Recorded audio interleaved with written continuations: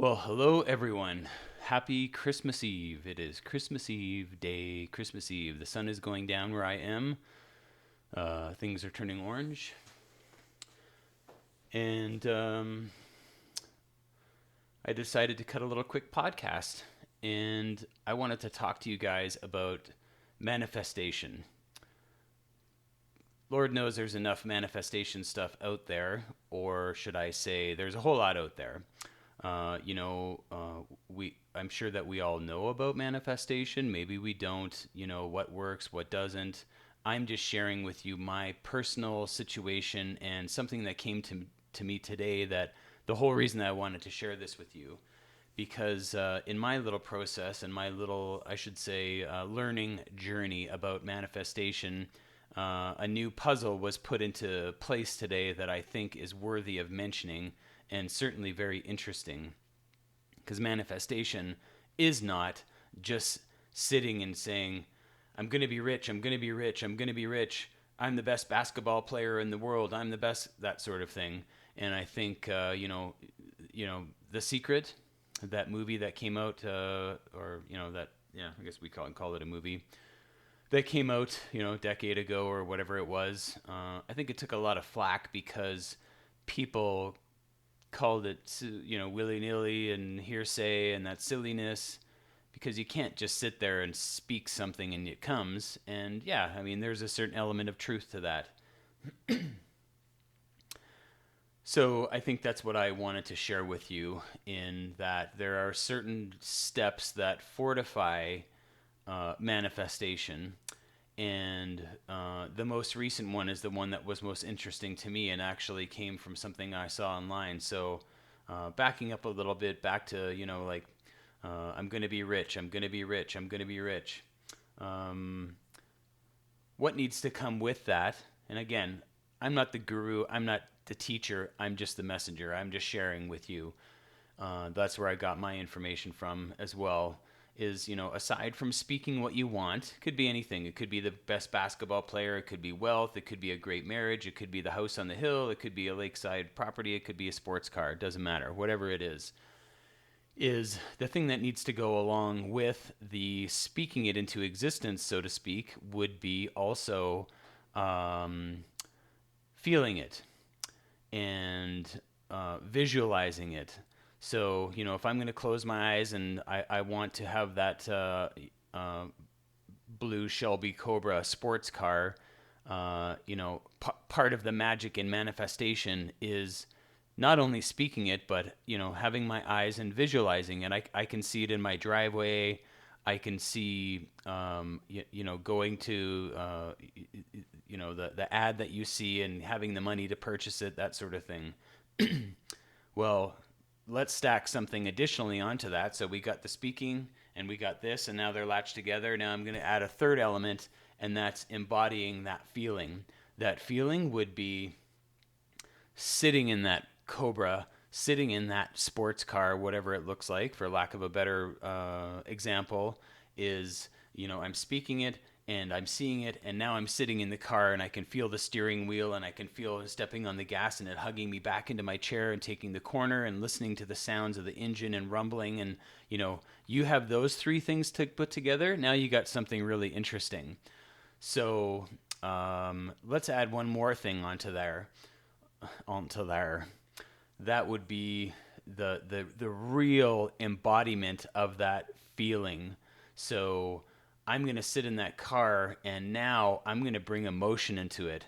I'm going to be so fucking excited to have that car, and it's going to take me to the point of tears that I'm so damn excited to have this car and what it feels like and what it smells like, and the true embodiment of what the experience is really like. So I may have mentioned on my first or second podcast, or the intro or the first podcast, this book, Dr. Joe Dispenza, Becoming Supernatural. Damn, if you haven't read this book, you seriously need to pick up this book. So let me just ask you a quick question. Why do you go to work every day? Why do you have, the job that you have or the business that you have? Typically, it's to provide, a lifestyle, an income, a family, whatever that looks like. Well, what if you had, some help? Like, what if you had a guide that made things flow a little bit easier? I'll leave it at that. Becoming supernatural, this is what it's all about. Because Joe Dispenza talks about a whole bunch of stuff in here. It's amazing. So I'm just going to read something really quick with my specs. This little section is called Priming Your Mind and Body for a New Future. Here's what he says real quick. If you're familiar with my work, you know that I'm in love with the concept of mental rehearsal. Does that sound familiar? I'm fascinated by how we change the brain as well as the body by thought alone. Think about that for a minute.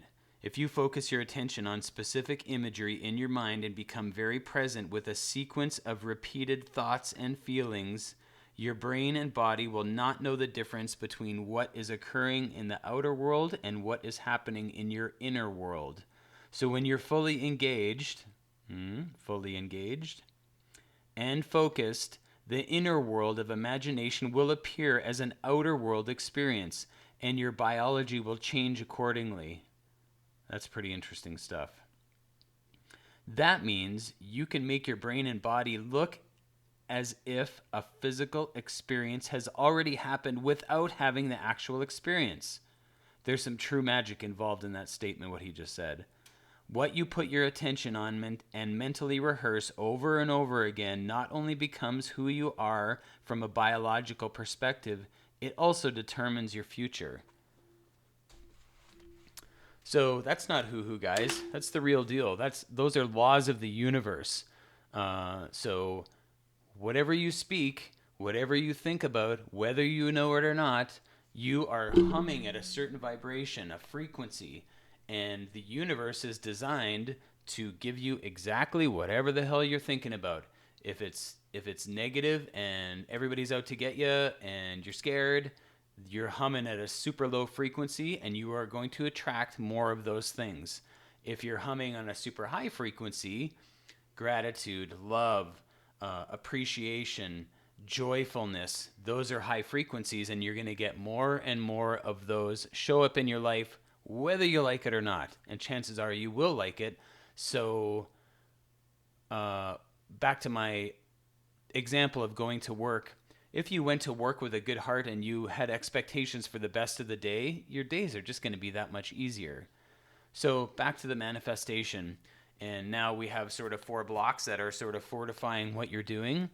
I came across a YouTube podcast,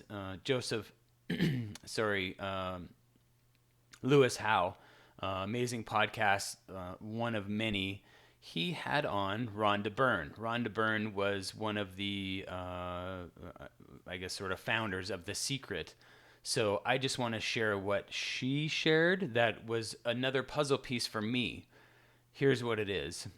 Don't quote me verbatim for exactly what her situation was, but I understand that before The Secret, she was in some serious ass debt, like something like $2 million in debt. She was involved in the movie industry and making productions of some kind, and her company was in trouble and she was in trouble, and she told her accountant, just keep the business going. And what she would do, she would get bills just like we all do for our utilities or our phone or our rent or our gas or our mortgage, what have you. And she'd get these bills and she'd pull them out and say one of them was like $753.12. Well, rather than having that negative energy of a bill and something that she owes, she would pretend that it was a paycheck, and she'd just embody the feeling of like, holy shit, look at this, I got another paycheck, $753.12. And she'd open another bill and it was like $320. She's like, oh man, look at these paychecks rolling in.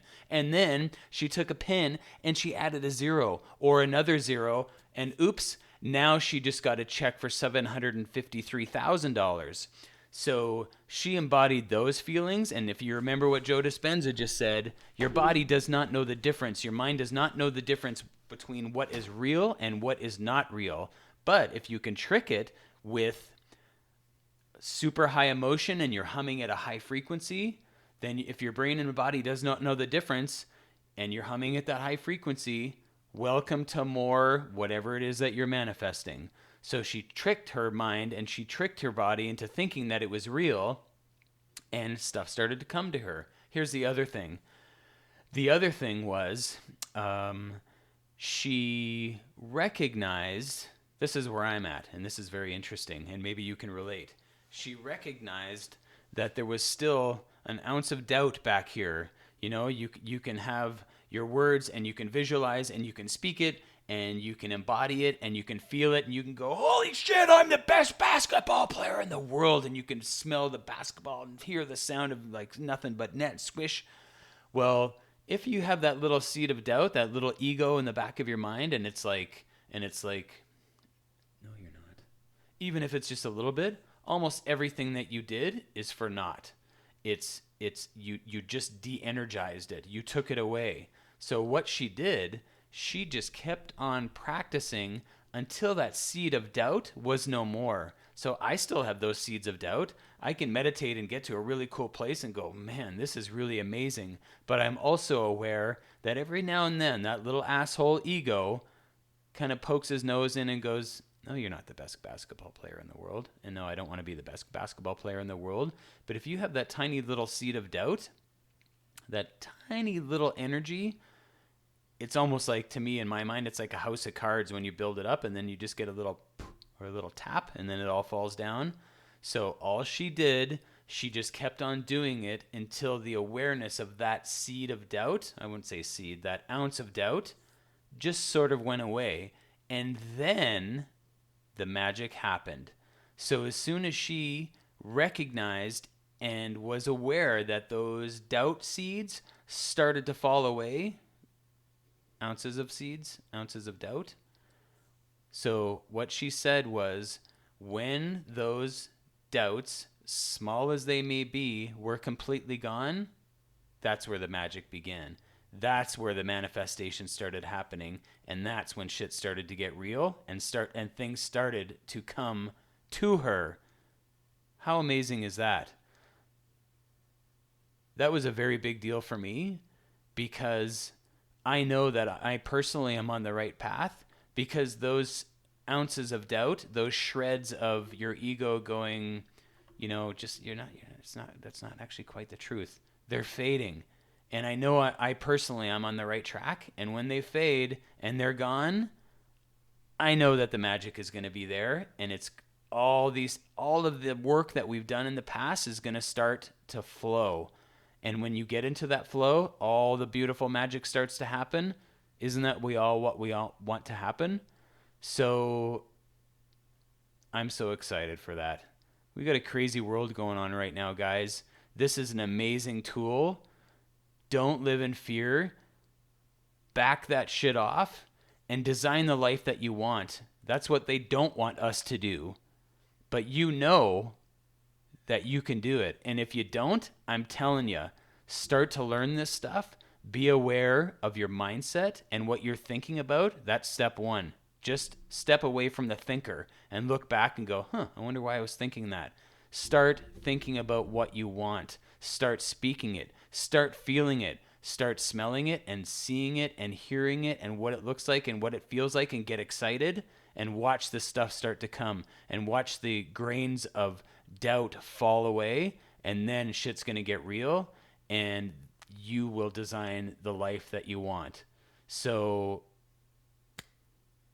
Merry Christmas and all the best to you guys. We'll see you on the next episode. Thank you so much for watching and listening. Share, like, comment. Catch you later, guys. Bye-bye.